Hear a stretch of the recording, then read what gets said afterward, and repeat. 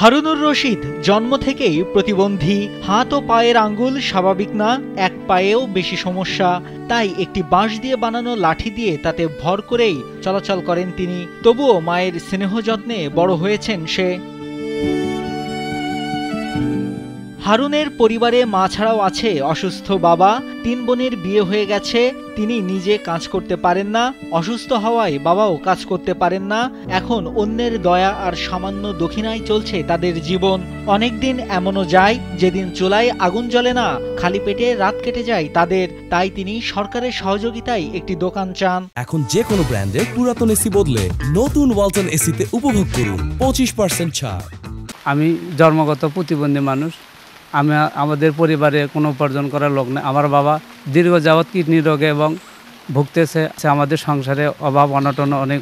সরকারের থেকে আমাকে যদি একটু কর্মসংস্থান বা অন্য ভালো কিছু একটা দোকানপাট করে দেয়, আমার পরিবার নিয়ে আমি বাঁচতে পারবো। হারুনের বাবা আব্বাস খান ছিলেন একসময় পরিশ্রমী মানুষ। গ্রামের দোকানে কাজ করে চলত তার সংসার। কিন্তু ভাগ্যের নির্মম খেলায় তার 2টি কিডনি নষ্ট হয়ে গেছে। তখন থেকেই ভেঙে পড়ে পরিবারটি। আমি কোনো কাজ করার পাই না, কিচ্ছু করার পাই না। আমার পরিবারে আমার কন্যা কেউ নেই, এক আমি ছাড়া। না খায় আমার ওই একদিন হচ্ছে দুবাইতে পায় না পাইতে। হারুনদের পরিবারে দারিদ্র্য, কষ্ট আর অসহায়ত্ব যেন নিত্যসঙ্গী। জীবনের শেষ প্রান্তে এসে এক প্রতিবন্ধী ছেলে ও কিডনি রোগে আক্রান্ত স্বামীকে নিয়ে মানবেতর জীবন পার করছেন রেনু বেগম। জমানো টাকা, গয়না এমনকি ধার করে চালিয়েছেন সংসার। কিন্তু সব শেষ, তাই সরকারের সহযোগিতা চেয়েছেন তিনি। কর্ম করার কোনো লোকজন নেই বাবা। দিলে একটা দোকানপাট করে দেন, চলক তাহলে চলে না বসতে কর্মকর্তা করে লালাফানি চালাতে পারি। বগুড়ার গাবতলী উপজেলার নারুয়ামালা ইউনিয়নের প্রথমার ছেউ গ্রামে হারুনুর রশিদদের বাড়ি।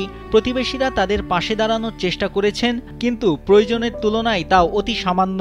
রোজগার করার কোনো লোক নাই, তারা অনেক কষ্টের মধ্যে আছে। এই পরিবারের পাশে দাঁড়ালে অনেক উপকার হবে এবং তারা বাঁচে থাকতে পারবে। এখন দিন যাওয়া তাদের খুব কঠিন হয়ে যাচ্ছে। এলাকার যারা সার্বিক সহযোগিতা 2-4 জন করতেছে, কিছু হালকা সাহায্য নিয়ে তারা খায়ে পড়ে চলতেছে। নারুয়ারমালা ইউনিয়ন পরিষদের প্যানেল চেয়ারম্যান হৃদয় হোসেন গোলজার জানান, সমাজসেবা অফিসে সাহায্যের আবেদন করলে এককালীন সাহায্য পাবে তারা। এছাড়া সরকারি সহযোগিতা আসলে তাদের দেওয়ার আশ্বাসও দেন তিনি। যদি সমাজসেবার মাধ্যমে যদি কোনো আবেদন করে, তাহলে দেখা যাবে ওরা সমাজসেবার থেকে এককালীন কিছু টাকা পাবে। সমাজসেবা থেকে টাকা পাবে, সেটাতে তারা চিকিৎসা চালাতে পারবে। যে আমার নারুয়ামালা ইউনিয়ন পরিষদের পক্ষ থেকে এর পরবর্তীতে যে কোনো সরকারি বরাদ্দ আসলে আমি তাদের বরাদ্দ দেওয়ার জন্য চেষ্টা করব, তাদের পাশে থাকার চেষ্টা করব। হারুনুর রশিদের মা রেনু বেগম শুধু একজন স্ত্রী ও সাহসী মা নন, তিনি নীরব লড়াই করছেন প্রতিদিন। প্রতিটি নিঃশ্বাসে তার ছোট্ট ঘরেই লুকিয়ে আছে হাজারো কষ্টের গল্প। তবুও মায়ের চোখে জ্বলজ্বল করে একটুখানি আশা, সবই ঠিক হবে একদিন।